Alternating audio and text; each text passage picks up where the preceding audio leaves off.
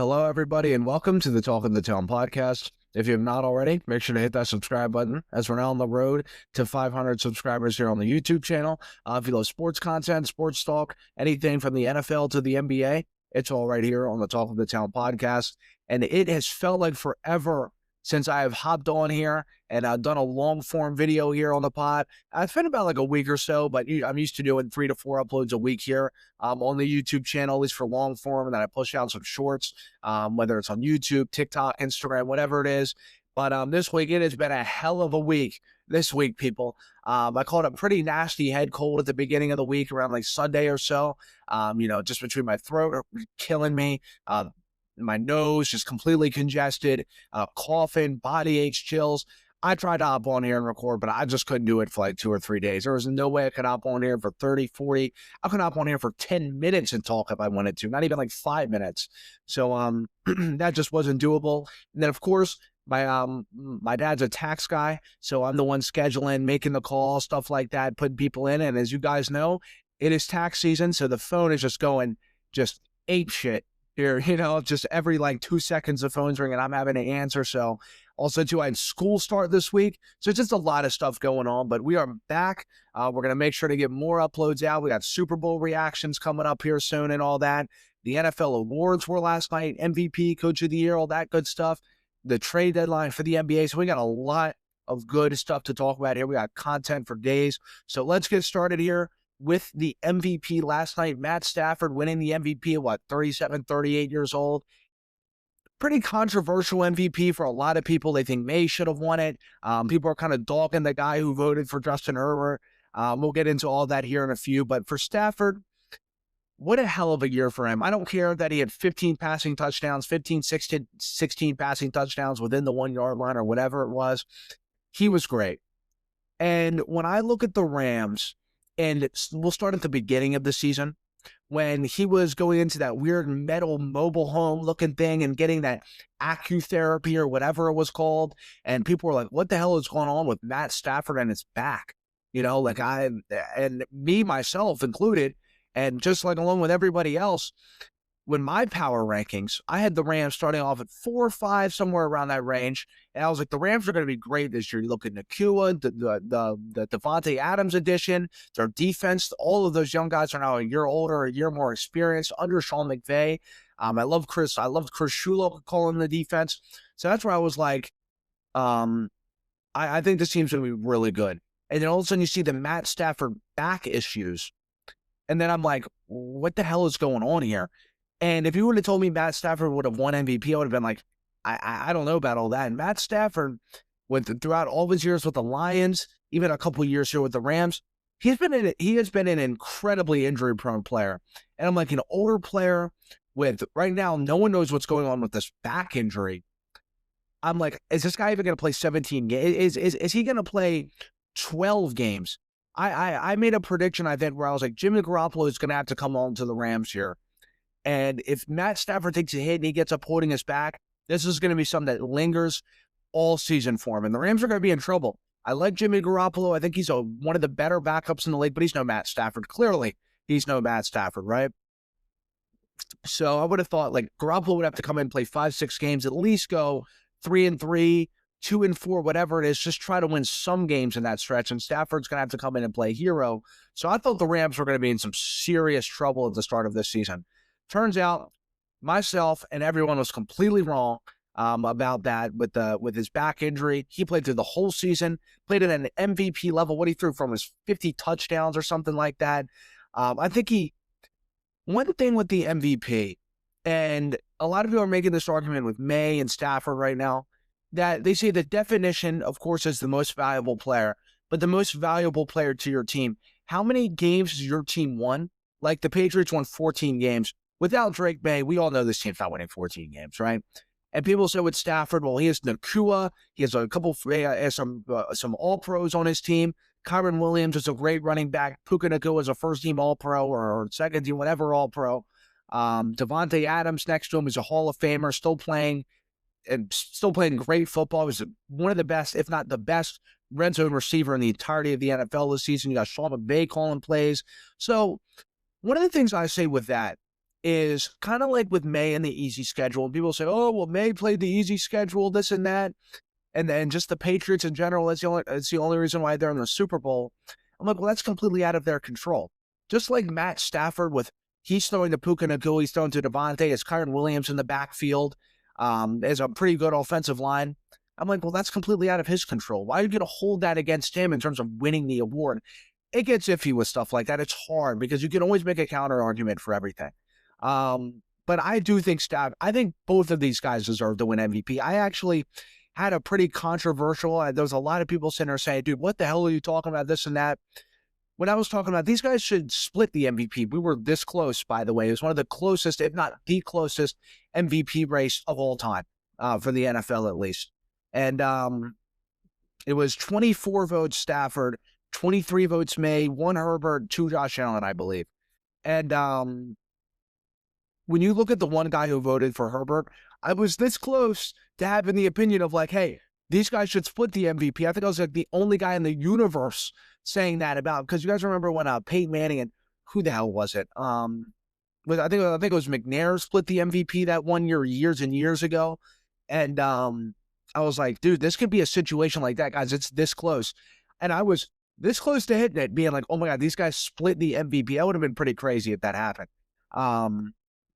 So, but for May's case, I know people talk about the easy schedule, like I just mentioned. He has no control over that.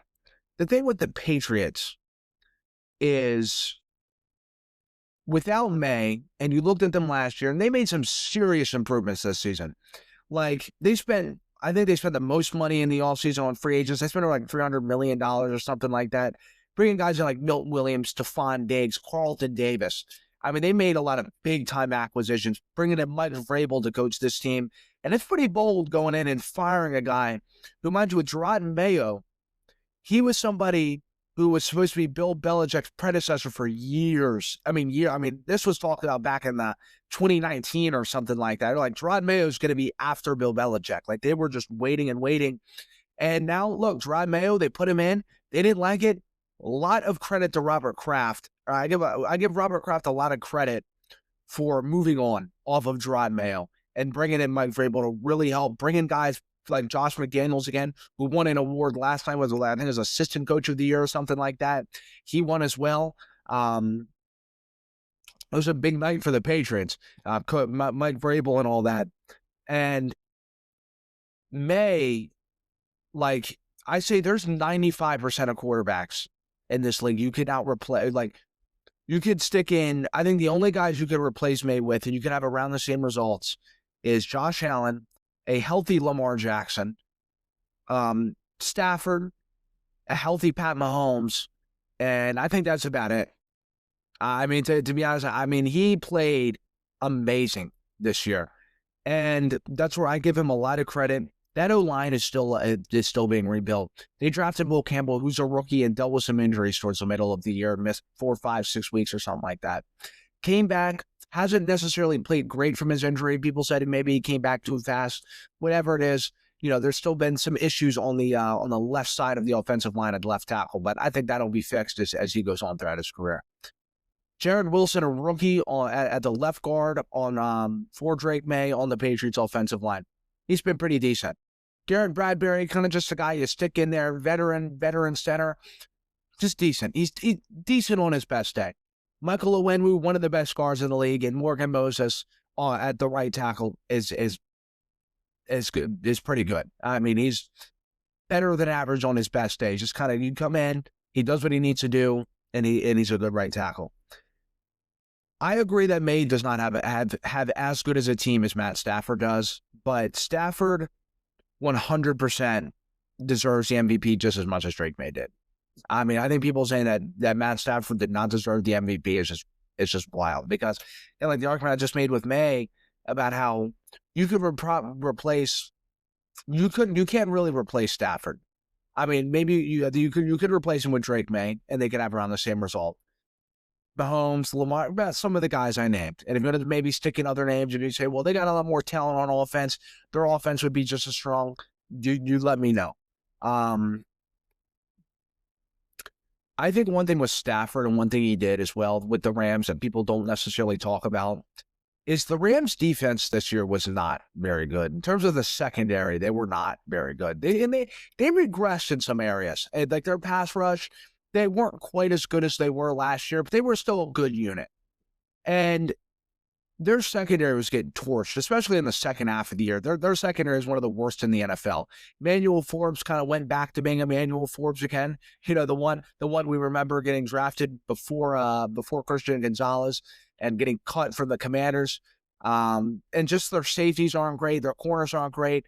A lot of points got put up on the Rams. Even in the wild card round, like with the Panthers put up a good bit of points against the Rams. It was pretty dangerous there for a little bit. But who comes through? Matt Stafford. Matt Stafford came through so many times for this team. One sign of not a good quarterback, but a great quarterback, the best of the best. And you could say Maye did the same thing too with the O-line on New England. They do have a great pass rush in New England, but their edge rushers, Harold Landry's getting older. He's not necessarily great. K'Lavon Chaison's really good, but they don't have elite edge rushing talent. They have a great middle with Christian Barmore and Milt Williams, but their defense for a majority of the year in the regular season was not great. They look historic in the playoffs right now. But they make a lot of issues just go away. I mean, they really do. Stafford did that for that Rams secondary for a majority of the year. Called back up to him in the NFC Championship, but Stafford deserves it. You know, this is just one step closer to his first ballot Hall of Fame. I mean, to his first ballot Hall of Fame resume. You know what I'm trying to say. He will be a first ballot Hall of Famer officially now after this MVP. It's just something to kind of tack on. I think it's kind of one of those things to where whenever he decides to retire, which he's not going to next year. If you guys heard his speech yesterday, he said he's coming back for another season. He can't wait to play next year. So it kind of seems, I mean, he's really going to retire after an MVP. I could see if the team went south at the end of the season, maybe his back reflared or something, called a pretty major injury or something, and Devontae retired and Puka was a free agent looking to go somewhere else. I could see if the whole thing was going downhill, but these guys are going to run it back and be even better next year. Remember how young their defense is as well? Like, these guys now have another year under their belt. They're going to be even better going into next year, stronger, more physical, whatever it is. And it's just something to tackle on for them. And this team's, again, is going to be really good next year. And they're going to run it back. And Stafford, like I mentioned, with his first ballot Hall of Fame resume now, it's going to look pretty good there. One thing before I round it off here at the MVP and move into Coach of the Year next. People talking about the 1 vote to Herbert, the 2 votes to Josh Allen. The voting committee, not just for the Hall of Fame, the MVP, whatever it is, they have caught some serious shit over the last couple of weeks. I mean, they have with Bill Belichick and Robert Kraft not getting into the Hall of Fame, not even getting in to be a finalist for the Hall of Fame. I mean, it's ridiculous. That's a topic for another day. I talked about Bill Belichick and them last week. But Herbert getting the vote, Josh Allen, they're saying, why not use those votes somewhere more useful? I agree. That's what I say. When those votes, look, Herbert, if we knew he was going to win MVP, I'd say throw it in. But there's no chance Justin Herbert was going to win MVP. Those guys know that. They're in the committee. Those guys know more than anybody that Drake Maye and Matt Stafford are the only two that is really competing to win the MVP. And when you vote for Herbert, you throw 2 votes for Josh Allen. It's just kind of it's just a waste of a vote. I say that with politics as well. If you're voting for, I don't know, hell, the Green Party or who in whatever party, Jesus, I don't know, the whatever, I just think it's kind of a waste of a vote. You know what I'm saying? You can vote for always who you want to vote for. I'm not going to sit there and dog on you or whatever, but it's just like this as well. When you're voting for Herbert and you're voting for Josh Allen, it's it's just kind of a waste. Why? It's when you vote for, it's like I mentioned with politics, it's going to be a Democrat or a Republican. So why the hell are you going to vote for the Boston Tea Party or whatever? What the hell are we doing? It just feels like a waste of a vote. So when I say with Herbert and Allen, it just feels the same. Use your vote into somewhere useful. Something we were 1 vote off from potentially having the MVP being tied Same with maybe even it would have felt better. Maybe Stafford won by 3-4 votes. Maybe May gets the win if they put 2 more votes and 1 more vote in the who knows?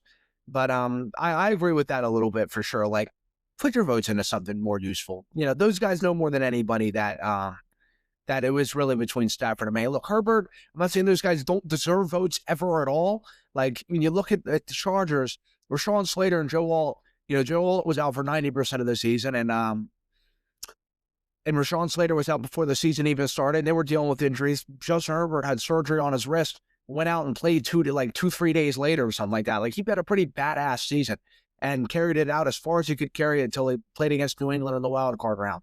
But and have died in that game. But it just doesn't feel like a useful vote. But speaking of the Patriots, Mike Vrabel won Coach of the Year last night. Well deserved. 14-3. His team was 4-13 last year. I mean, this guy is a culture changer. The players just love it. And one thing with New England, right? The last couple of years of Brady, and especially over the last 5-6 years or so, this has not been an attractive destination for free agents at all. Free agents have refused going to New England because they don't know what's going on with the quarterback position. They don't want to play for Bill Belichick. Yeah, players did not want to play for Bill Belichick. And it just, quite frankly, was not attractive. They were kind of seen as cheap, this and that. Mike Vrabel has completely turned all of that around. This season, apparently now they're in the running for Max Crosby. He apparently says he loves Vrabel. Supposedly he wants to go play for New England. This is going to be an incredibly attractive destination, and I'd say 90% of that goes to Mike Vrabel. People say, oh, well, Robert Kraft spent his money. Robert Kraft's been there since the dawn of time, okay? And he, for as long as the last 5-6 years, he's been a cheap ass and has not spent money on anything. That's why Mac Jones got ran out of New England. The whole thing around him crumbled and had Bill Belichick just running the show as a disaster. And Vrabel comes in and fixes all this in a year. They had a great... This year will go down as one of the greatest draft classes in New England Patriots history. They had on guys like Craig Woodson, Will Campbell. I mean, everywhere you look, Kyle Williams, who is only going to develop as it goes. He had a big touchdown against Tampa Bay. You look all around for these guys. It's just hit after hit. Jared Wilson, their left guard, they just hit everywhere you look. These guys have just been fantastic. So, and I give a lot of credit that to Vrabel. And these players who they picked up, mind you, a lot of these guys got cut, like Kairos Tonga, and I could just name a bunch more, that are just kind of second, third chance guys. They're playing with a chip on their shoulder. And Vrabel just kind of coming in saying, hey, these guys cut you. You're coming here to play your ass off. And these guys going out there and they're playing everything they have. This is the one thing I say with the Patriots, right? You look at their roster compared to the Rams, even the Seahawks they're playing against. It may not necessarily, the names may not pop out to you, be like, hey, this guy is way better than this guy. But these guys play their ass off because of their head coach. They do. They come out, they felt like they've had a second, third, some of these guys a fourth and fifth chance in the league. And they're coming out playing for contract extensions, getting looked at from other teams, getting calls. This, like K'Lavon Chaisson, and was seen as a bust for years. Comes in, he's having a career year. He's been a major part of this Patriots' success.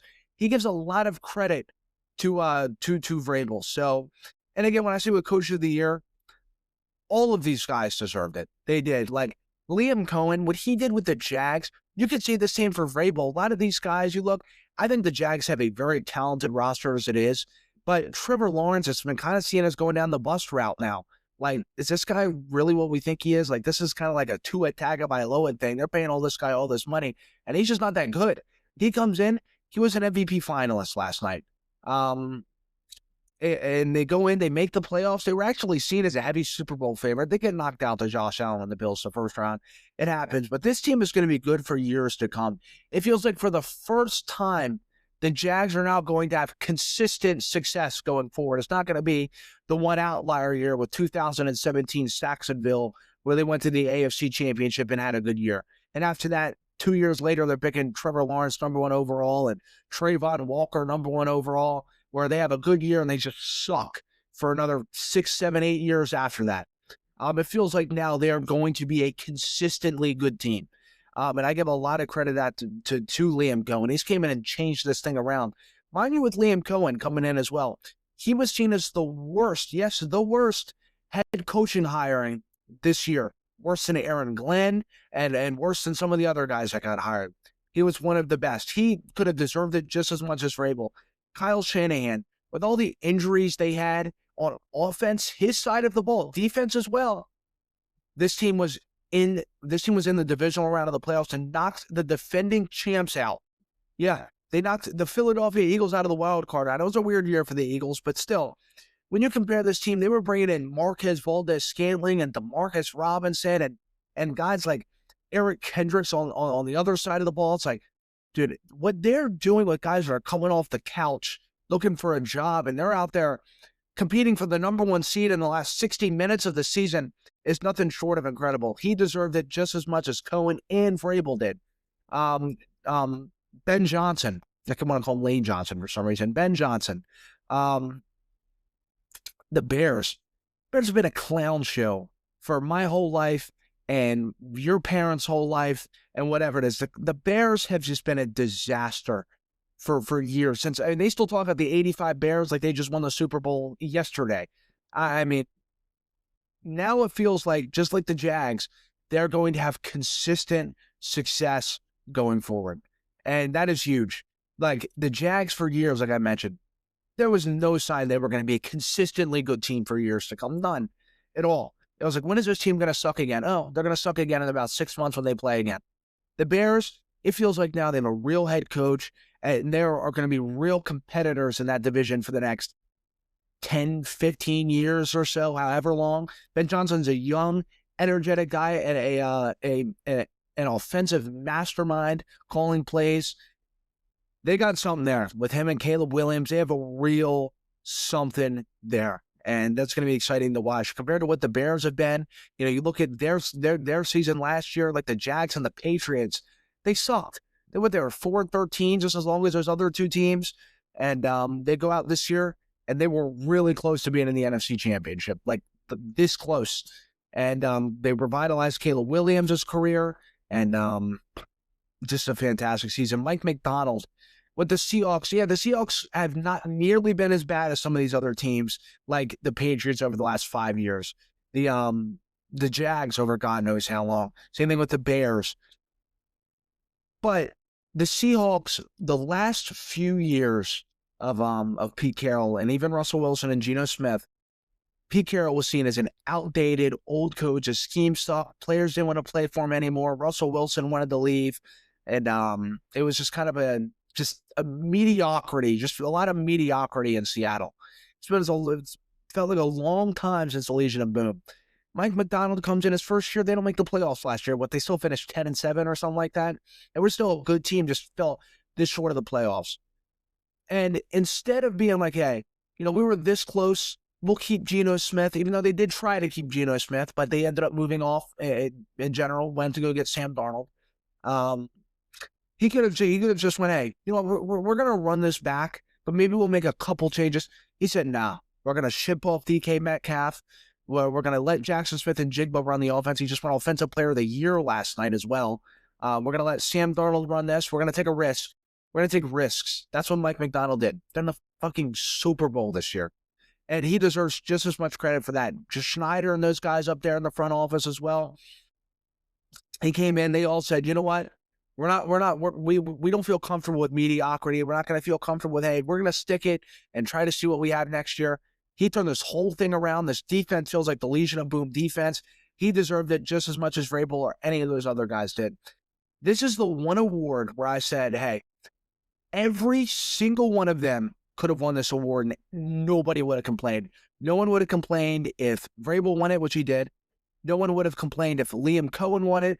No one would have complained if Shanahan, Ben Johnson, or Mike Macdonald won it. Not a soul. I haven't heard anyone complain about Mike Vrabel because this Coach of the Year award was just there for everybody. It was a hell of a year for all five of these guys. And if you're a Bears fan, 49ers, Seahawks, Jags, whatever fan, they deserved it just as much as Vrabel did. You guys are in good hands, dude. No doubt about that.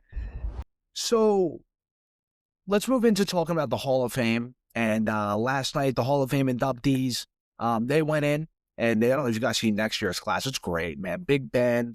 I've seen Cam Newton. He's not going to get in the Hall of Fame. I don't know who's going to get in the Hall of Fame anymore. But yeah, last night, Roger Craig got in, deservedly so. That guy's been trying to get in since before I was born. He's trying to get in there forever. Larry Fitz, Drew Brees, those two are first ballot Hall of Fame locks, no shocker. Vinatieri, look, that's my guy right there. Look, I know I wasn't necessarily old enough to remember Vinatieri kicking those game-winning kicks in the Super Bowl for the Patriots for some of those years, but I go back and I watched the highlights. I've watched the full 2.5-hour long games of the Patriots beating the Panthers in the Super Bowl, the Eagles, the Rams. You know, I've went back and I've watched the full length of those Super Bowls from the early 2000s. I was born in 2003, so I wasn't, again, I was not old enough to remember that. But I went back and I've watched it, and I still felt chills, like seeing Vinatieri make those kicks. I knew what the outcome was going to be. I knew he was going to make them, and they're going to win, and they were going to win those games and go on to win the Super Bowl. But even still, just watching it for my first time watching those games, you know, live, the long form, you know what I mean, the long form of those games, the whole 2-hour long, however long, it still gave me chills. And I can only imagine what it felt like for Vinatieri going up and making those kicks, especially in the moment at that time doing so. He 100% deserves to be a Hall of Famer. I don't care if he's a kicker. He's the greatest ever at what he does. And that award was maybe going to go to Justin Tucker, but, you know, we all know what the hell happened there. I don't see how in any way in hell Justin Tucker gets into the Hall of Fame now. But especially with guys like Brandon Aubrey and stuff, they're just kind of like, Justin Tucker's kind of becoming forgotten, which is crazy enough. But we won't forget Justin Tucker's prime. He was great, but I doubt he gets into the Hall of Fame at all now, especially after all this crazy shit going on with him. But yeah, Vinatieri getting in, it was deserved. It was very deserved for his position. You know, people say, oh, well, you have other guys waiting to get in, like Torrey Holt. Yeah, I know Torrey Holt should be in the Hall of Fame. Don't get me wrong. But Vinatieri, in terms of at his position, what he did, the clutch kicks, he deserves to be in there, no doubt about it. So good to see him get in. But the one I kind of have a bit of an issue with is Luke Kuechly. And I know I'm going to have people just literally want to just knock me out for saying that. I love Luke Kuechly. I think Luke Kuechly is a Hall of Famer. I do think he is a Hall of Famer. But when you have other guys in there that have been waiting to get in, I know Terrell Suggs has kind of had some incidents over the last couple of years, but Terrell Suggs should be in the Hall of Fame. And with Luke Kuechly, Luke Kuechly to me just didn't play long enough. And of course, that's the argument. People are like, oh, well, he was great. I'm not arguing, and this is a pretty universally agreed upon thing, that Luke Kuechly at his peak was better than Terrell Suggs. I agree. We all agree. Luke Kuechly at the top of his game for 3-4 years or however long in his prime, he was great. He was better than Terrell Suggs was at his peak. Now, in fairness, they are two very different kind of linebackers. Luke Kuechly, he only had 12.5 sacks in the entirety of his career. How many seasons did he play? I think what he played, 7-8 seasons, Luke Kuechly did, something like that, right around, I think it was like 7-8 seasons. When you compare their stats, look, Luke Kuechly had 18 interceptions. Again, he was a pass coverage kind of linebacker and one of the best of all time at that. And like I mentioned, Luke Kuechly is a Hall of Famer. But when you have guys like Terrell Suggs, and like I mentioned, I know he's had some incidents over the last couple of years. I think he had one last year as well. The longevity of how long those guys played and how good they were for how long, to me, really matters. And Suggs, again, was more of a brutal, kind of vicious kind of linebacker, going in and sacking the quarterback. He wasn't necessarily a pass coverage kind of linebacker like Kuechly was, in terms of shutting down coverage and stuff like that. But he had 139 sacks in his career. And mind you something, too, a lot of that was played besides Ray Lewis, who was doing a lot of things back there as well. So when you're putting up those kind of numbers and a majority of your career, the prime of your career, is playing besides Ray Lewis. Terrell Suggs won his Rookie of the Year playing besides Ray Lewis, who won Defensive Player of the Year in the same year. So I could go to say that Terrell Suggs could arguably have even more stats upon that if he wasn't playing besides a prime Ray Lewis as well. So that goes to show you how dominant Terrell Suggs was as well. I think he's one of the most underrated defensive players of all time. He's great. He will be Hall of Famer one day. He'll get in. And I just think in terms of the longevity of how long Suggs played, and he was very dominant in what he did as well. You know, he may not quite have had the peak Kuechly had, but he wasn't necessarily too far under that as well. I mean, he was great at what he did. He just didn't necessarily quite get that recognition because he played beside a prime Ray Lewis for most of his career. And let's say he did have Ray Lewis beside him, he'd be recognized as one of those guys like a Kuechly or something like that. But of course, you know, Ray Lewis is one of, if not the best linebacker ever. So, you know, kind of takes away from the spotlight of Suggs, which I think hurts Suggs a little bit.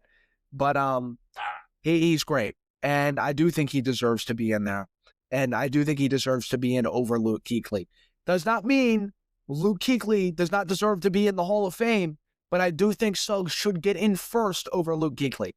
That's just my personal opinion. It's kind of like Torrey Holt and Sterling Sharpe. Like, Sterling Sharpe got in last year, but when you compare their statistics, and the stats between Suggs and Kuechly are kind of weird because, like I mentioned, they are two different kinds of play styles. Again, Kuechly only 12.5 sacks in his career, but he was a lockdown linebacker in terms of playing pass coverage. That's what he was best at.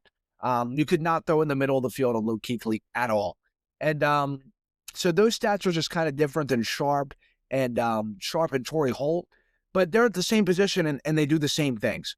It's not like a tight end where you have more of a blocking tight end than a receiving tight end. A wide receiver is a wide receiver at the end of the day. You don't have very many Deebo Samuels to where they do a lot of running plays and stuff like that. Back when those guys played, it was you go out and you catch a damn football. That's what those two guys did. And when you compare Sharpe to Torrey Holt, it's like, how the hell is Sterling Sharpe in over Torrey Holt? I'm not saying Sterling Sharpe should never be in the Hall of Fame, but I'm also saying he should not be in the Hall of Fame over Torrey Holt. You know, like, go and look at playoff numbers, championship, all of that. Like, how is this a thing? And this is where I have a major issue with the Hall of Fame committee. I still do. It's like, yeah, it's not hard to say, hey, Drew Brees is a first ballot Hall of Famer. Larry Fitzgerald is a first ballot Hall of Famer. You could get me. You could get some random lady working at the McDonald's up the street. Hey, anyone would know that Larry Fitzgerald, Drew Brees is a first ballot Hall of Famer. That does not take a keen set of eyes to do that. You know, it doesn't take a big time IQ to know that. But, you know, knowing guys like Torrey Holt, knowing guys like Sterling Sharpe, Kuechly, Suggs, to me, that you've got to get that right. And I know it's just my opinion. I think Terrell Suggs should have gotten it, or Torrey Holt should have probably gotten it over Luke Kuechly last night, to be honest with you. That's my personal opinion. I think Luke Kuechly should be in the Hall of Fame at some point. Yes, he didn't play for that long, but his peak was something different. So yeah, I'm just very torn with that, to be honest with you. That's my personal opinion. You guys let me know what you think. Getting into the NBA, just gonna kind of fast fire through these trades real quick.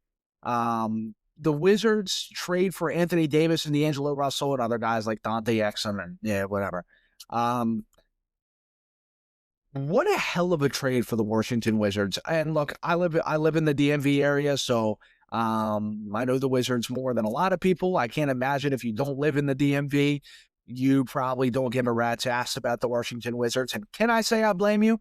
Absolutely not. I mean, seriously though, who cares about the Wizards unless you're just near the area, right? Or unless you're just a diehard DC sports fan living wherever, which I respect that. But this Wizards team is pretty dangerous. And I know I see some people saying, hey, like, they're a play-in team now. This team's more than a play-in team. Like, when you got Trae Young out there, he's been the assist leader. He's been the best passer in the NBA, right alongside Tyrese Halliburton. Those two are pretty neck and neck for the best passing point guards in the NBA. when you have those guys throwing to Alex Sarr on pick and rolls, those guys, like, that draws a lot of attention. And now it draws Trae Young to get more open. Anthony Davis as well. Anthony Davis has said his whole career.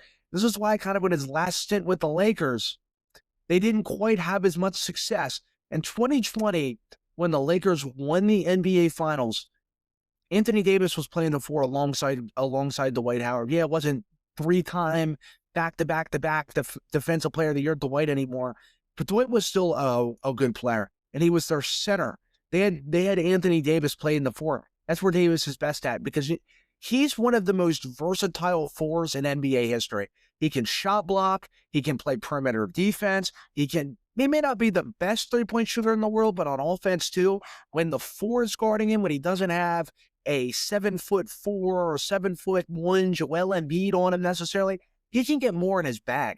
Like, Anthony Davis does have a bag. He's a post player, loves his mid-range game. He's a strong dude. He's gonna be a Hall of Famer one day.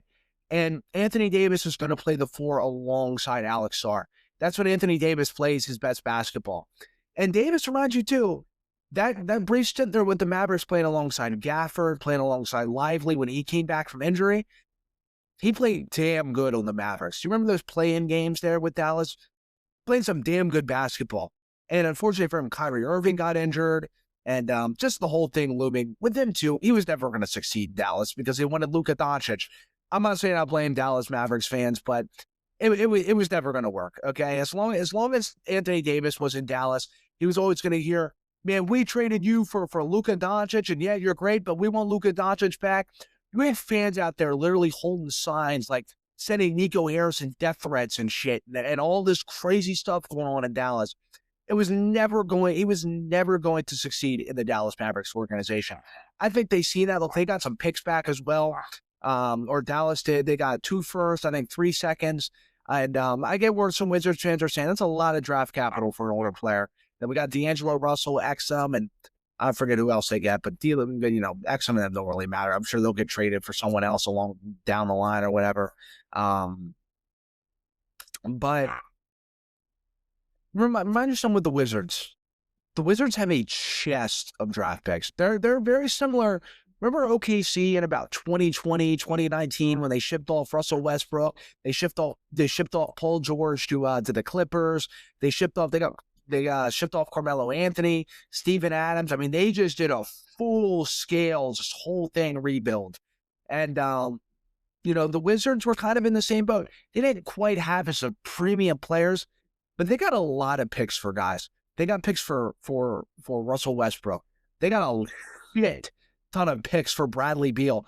They got picks for Chris Paul when he was there for a couple of days. They got picks for Kristaps Porzingis. Like, a lot of these guys, they got a decent bit of picks for.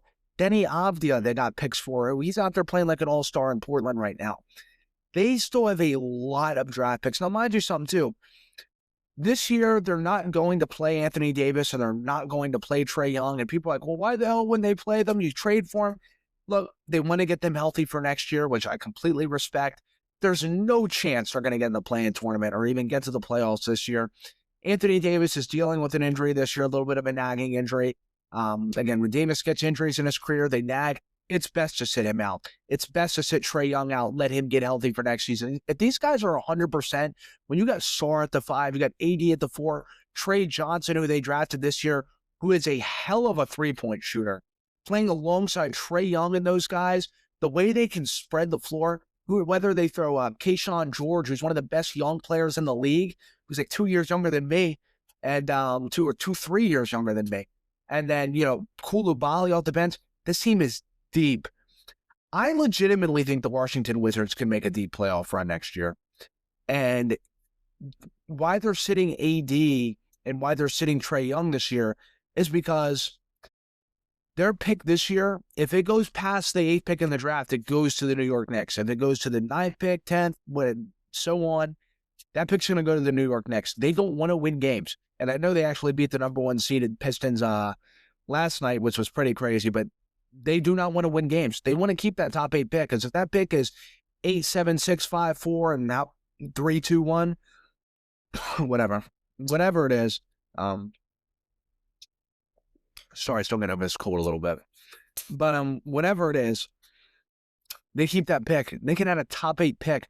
Mind you something too. If they maybe a small ass chance, but they have a chance of getting AJ Dubansa or however you pronounce his last name. And this is one of the most stacked drafts we are going to see in a long time. These guys in this draft, this draft is loaded, like literally loaded. It's gonna be. It may go down as one of the best drafts ever, like up there the 2003 class.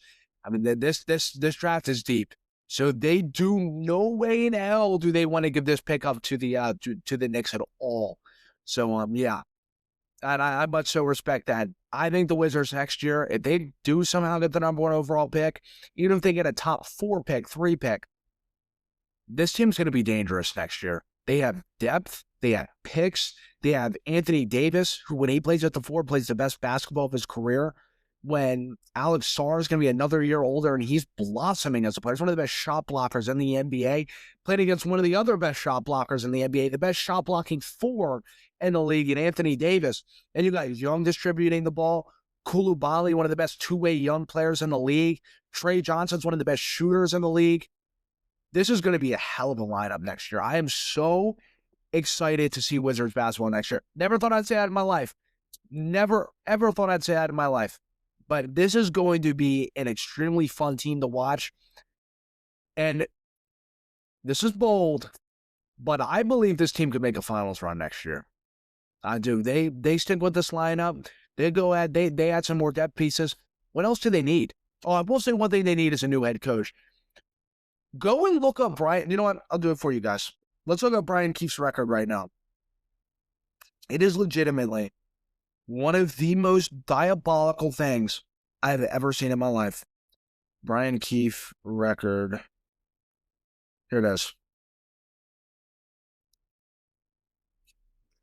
It is 38 and 129. Like, that is just shit. I hate to say, I feel like I could go out and coach the Washington Wizards and lead them to 30 wins over the last however many years he's been coaching there. Now, in his defense, he's never had a legitimate starting lineup. And I get that. But that's going to be looming over their heads. Like, can this guy even coach? You got to go and bring in, like, an actual head coach. I'm not saying this guy, like, there's no chance he can coach.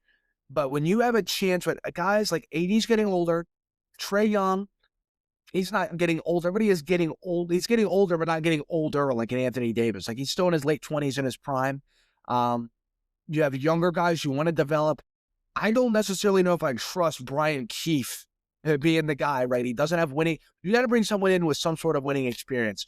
And when I say winning experience, I do not mean Doc Rivers, okay? Like, I doubt anyone in the Washington Wizards organization is listening to this podcast, but I do not mean Doc Rivers when I say winning head coaches.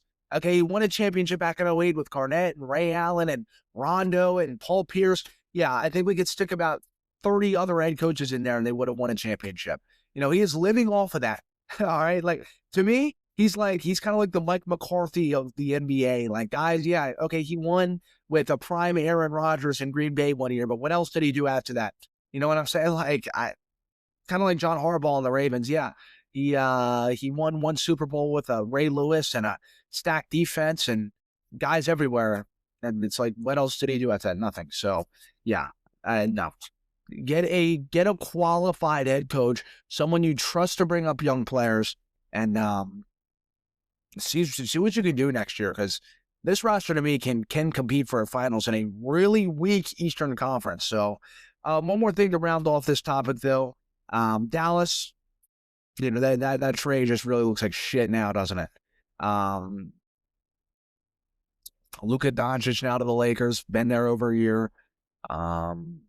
Or it's either been over a year, it's going to be upcoming on a year, whatever it is. It's been right around a year now.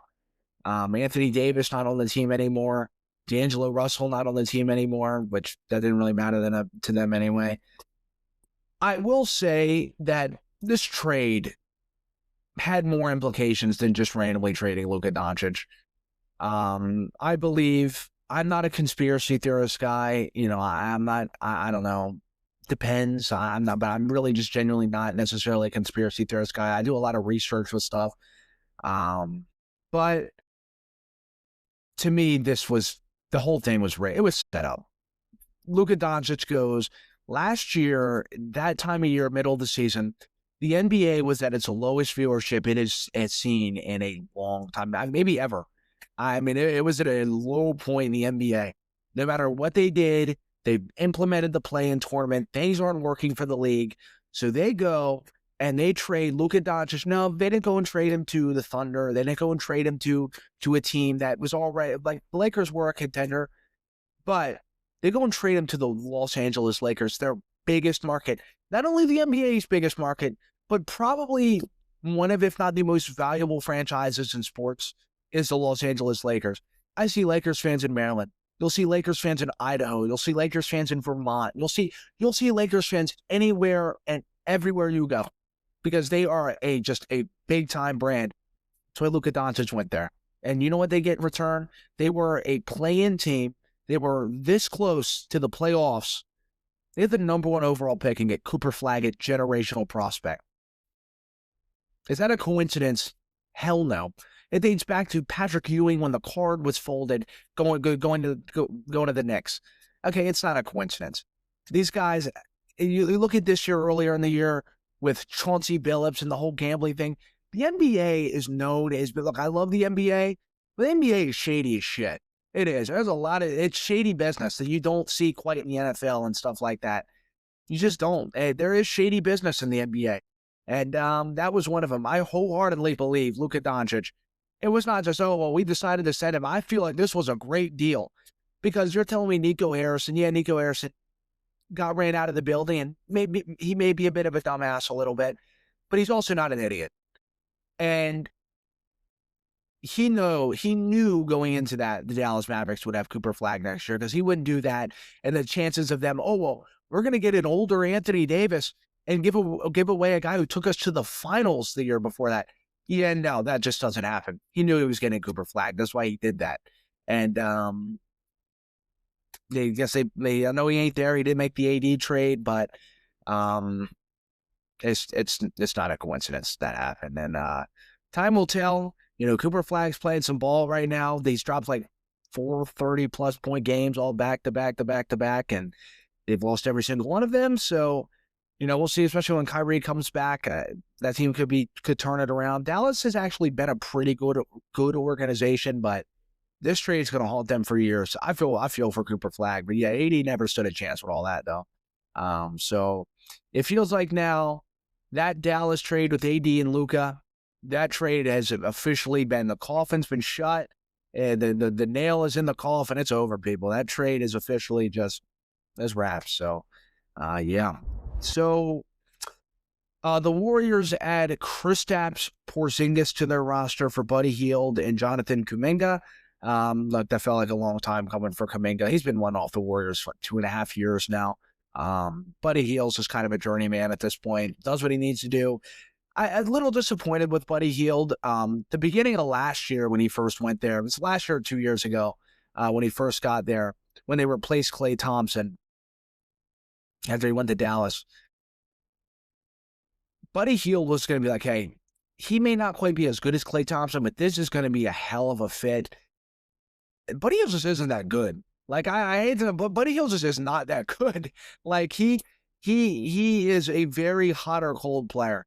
Like, he is either torching you from three when you're playing beside Steph Curry. You have that Splash Bros element to it, and that's what people thought when Buddy Hield was going to be there. Like, hey, he may not be quite as good as Klay Thompson, and he does not bring that two-way ability in terms of defense that Klay Thompson brought, but it's not necessarily going to be a major drop-off in terms of offense and running the scheme with Steph Curry next to him and being able to get them open for threes. And Buddy Hield just is not that good. He's way too inconsistent. He's just not that good on defense. He's worked his way out of the rotation over the last couple of years. He's been in and out of it. And that seems like wherever Buddy Hield goes, Sacramento, wherever, he just can't really seem, or where's he at before that? Indiana too. he gets there, he starts off red hot, then he just dwindles down, dude. Buddy Hield just isn't that good after that. So I'm not surprised with Buddy Hield getting traded at all. The Warriors finally, after years of trying to look for a true five, now have a center. They've been trying to add depth at the center position forever now. I think like back since they signed DeMarcus Cousins in that Raptors finals run, like he was their answer center, and he kept getting hurt, and that whole Warriors team kept getting hurt that year. But yeah, they finally have a five. And Porzingis had the weird thing like last year where he had the mysterious illness and didn't play well on Boston, and then he didn't play. I forget exactly what happened, but it was strange. But they got some depth there. Look, the Warriors felt desperate. They were trying to trade for Giannis. Obviously, that didn't happen. For one, the Warriors just didn't have enough to get Giannis Antetokounmpo. Like, they were trying to throw in Jimmy Butler, but it's like, okay, Jimmy Butler's not what he was on Miami a few years ago when he was carrying them to the finals. He just tore his ACL a couple weeks ago, and he's an older player. He hasn't quite played as good as he did on Miami. Of course, now he's playing next to Steph Curry. He's not the number one on the Warriors right now. But I just don't think he was quite as good as a player as he was in previous years. He's not what he was in 2020 because he's 6 years older. I think he was already in his 30s in that 2020 finals bubbles run, or the 2020 finals bubble run there with the Miami Heat. So, yeah. They were trying to throw around a bunch of other trades. I didn't necessarily see Porzingis going to Golden State, but I do think it is a good trade. Have him play besides Draymond, but the Warriors have been struggling at points this season, so not surprised they go out and make a splash move. They really wanted to make the splash with Giannis Antetokounmpo, but them trading Kuminga, not a surprise to me either. Didn't feel like he stood a chance in Golden State. Really talented player, but he was on Steve Kerr's shit list. Anyone knows some coaches, like, Bill Belichick's bad side, like Malcolm Butler in the Super Bowl, you just don't play anymore. John Harbaugh had his doghouse on the Baltimore Ravens. Steve Kerr has his shit list of players that if you just don't get on his good side, you're just not playing. That's that. And that just turned to be Kuminga. He's an incredibly talented player. I can't wait to see him on the Hawks. I think he will really add some sort of depth and really try to see if he can make his career blossom there, maybe get a chance of being a starter somewhere else if he doesn't feel like Atlanta's the fit. But just a chance to show off his skill set somewhere, right? I feel like he has a chance in Atlanta, and they get to move on. They move on from Hield. They move on from Kuminga. And they really go out and get their five. So I like that for the Warriors. I think now Steph Curry can really play a pick and roll game, pick and pop game as well. Porzingis is a good shooter. It's a 7'3", 7'4", good shooter, adds good defense in the paint. So they've been looking for that for years. Great two-way ability there with Porzingis. So I think it's a really good fit. He feels like a Golden State Warrior. He's been wanting to go there for 4 years now. It's been a long time coming for them. So that's a really good addition there for the Warriors, I believe. Zubac to the Pacers. They gave up a couple first-round picks to the Clippers for Zubac. Some people are like, why would you give up a couple first-round picks for Zubac? But yet Anthony Davis goes for like couple firsts as well. And so why would you do that? Zubac is playing great basketball. He is. So people are wondering, Zubac is going to be really fun to watch alongside Tyrese Haliburton when he comes back from his injury, alongside Pascal Siakam. Pacers have a good basketball team. They were just in the finals less than a year ago. They were in the finals, 8 months ago, playing against Oklahoma City Thunder, brought them to 7 games. We know what happened to Haliburton, still isn't playing because of it. Had a real shot at winning the finals there. They have a really good roster, but this year just, they can't overcome their injuries. But they go out and make a splash move for Zubac. I like what the Pacers did because I think when they moved off of Miles Turner, they really thought they could just kind of move off of him and be fine. Now, again, I think even if they had Turner this year, the result of their season wouldn't be much different. They're one of the worst teams in the NBA right now. Turner actually hasn't played that great on Milwaukee anyway, so I think actually Zubac is an upgrade over Miles Turner. I don't remember watching Miles Turner in that finals run or in the finals last year. It was awful. I mean, he was just bad from three. I was just watching him. I mean, he's a great defender. Yeah, he's a great rim shot stuffer, but I think Zubac brings that as well. Zubac is way better in terms of the pick and roll game. Yeah, he's not a shooter. He's not going to bring the Miles Turner 3-point element, but I think he's a great defender. He's great in the post, brings some sort of skill set in terms of a guy like, hey, we can really give this guy the ball. Maybe he can draw a double team, get other guys open. Miles Turner didn't really bring that in a sense of like, hey, we can give this guy the ball, let him get to work in terms of going down low. He was just kind of like a 3-point shooter guy. He's athletic, could throw lobs to him as well. But yeah, I really like the Zubac trade. It's not going to show this year. It's not like, hey, man, Zubac is making a hell of a difference for this team this year, but they're going to get a really high draft pick and an incredibly stacked draft class. And then they're going to pair someone up with Halliburton, with Zubac, with Siakam. And this team's going to be back to form next year. They're going to look great. So this trade, it's not going to quite show this year, but next year it's going to be like, yeah, this is why we traded a couple of first-round picks for Zubac. Actually, now that I think about it, wait, did they trade their first-round pick this year for Zubac? Or Zubac? I don't know, actually. I'd have to go back and look. But still, nonetheless, even if they don't have their pick and they pair with whoever, or they go and get whoever, I still think it's a great trade nonetheless. But yeah, it's gonna be a fun fit with Halliburton. I can't wait to see it. Brings another element to their offense and a good shot blocking center. He's playing the best basketball of his career. He's one of the best centers in the NBA and one of the most underrated centers in the NBA right now. He's a good passer as well. Last trade I want to talk about is Harden to the Cavs for Garland. Garland's been one to leave the Cavs for a while. I don't necessarily know if he's been one to leave the Cleveland Cavaliers, but it just felt like last year they were talking about moving off of Garland midseason. The fit with him and Donovan Mitchell was just really weird. It just didn't work. Mitchell likes handling the ball. Garland was too injury prone. They didn't like his reliability coming from the Cleveland front office. Just not quite reliable enough. He's been kind of dealing with an injury over the last couple of months or so, and they didn't really feel confident that he was really working his way to getting back on the court. They were kind of like, does he even really want to be on the court? So the trade makes sense. I really like Harden at the Cavaliers. Now, for me, I think this is going to be really interesting in terms of next season for the Cavaliers, because I think they're going to retain Mitchell. I really do. I think Harden's going to stay a Cav. But as we know, LeBron James is not going to be a Los Angeles Laker next year. He's not. I'd bet the farm on it. He's not going to be a Laker. They want to pivot to Luka Doncic. They were talking about, there was rumors swirling around about maybe the Lakers move off of LeBron during the trade deadline this year. Obviously, it didn't happen. They're just not going to randomly move LeBron James, right? Even if he's 40-some years old, he's still playing great basketball, by the way. Like, this guy is still a top player in the NBA. He may not be LeBron in 2020 in the bubble, his first couple years there in LA, but he's older. Clearly, his age is showing a little bit, but he is still a fantastic player. And the IQ he brings alone is just the threat in general on the court. He brings an element there that a lot of other players do not bring, right? It's like, yeah, we still have to count for LeBron James. I don't get to be 60 years old with a walker on the court. We still have to count for LeBron James. So I think Cleveland, or LeBron to Cleveland next year, makes a lot of sense. They retained Harden. They retained Mitchell in a weaker Eastern Conference. That's a legitimate contending team right there. One last run for LeBron on Cleveland. It makes total sense. So, and Harden distributing the rock. Harden's become, a lot of people, when they talk about Harden to the Cavs, I'm seeing it as like, why the hell would you trade Harden for Garland? Garland's their biggest pass distributor.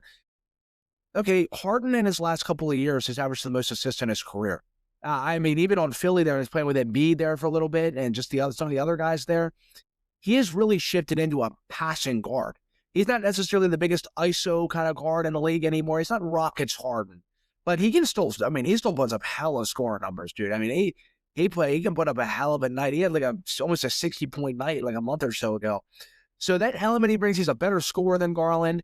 I think he's just as good, if not a better passer than Garland is. He's just not known for his passing, because a lot of people, when you envision James Harden, you think of James Harden getting double, tripled at the top of the key, trying to ISO, get open, and shoot some ridiculous double step back three over 2-3 people. So that's what you think of Harden, but that's not necessarily Harden as much anymore. I think this is a great fit. I can't wait to see him in a Cavs jersey alongside Mitchell. Those two, the offense that they're going to bring is it's going to be pretty tough. And one thing I would have liked to see the Cavs do, though, that they didn't do, was move Jared Allen. I would have liked to see them him for sure. Evan Mobley plays better at the 5. It kind of is like just not. It's like Garland and Mitchell at the guard position, but just down low at power forward and center. Like Mitchell just kind of didn't fit with Garland, and like Mobley just doesn't really fit with Jared Allen. So it's just kind of strange. And Mobley statistically plays better at the 5. So it would just be better if they could have moved Jared Allen, moved Mobley down, and put some of their other pieces there, maybe go get someone else. But I assume they're going to move off of Jared Allen in the offseason. It's kind of been coming anyway, supposedly. So, yeah. I really like the fit for Harden and the Cavs, and I think they're going to be a good team. I think they're going to be a really, really good team. I think he brings another element. Darius Garland did it, and I like Garland to the Clippers as well. He's going to be a big distributor alongside Kawhi Leonard. So, and I think he just will fit more of a role there. Like he is really the primary ball handler in LA. So that'll be a fun watch. I really like that trade. But yeah, guys, that's it. I hope you guys enjoyed the pod today, man. It's been a while. I had a hell of a week this week. Tomorrow, we'll be back with Super Bowl predictions.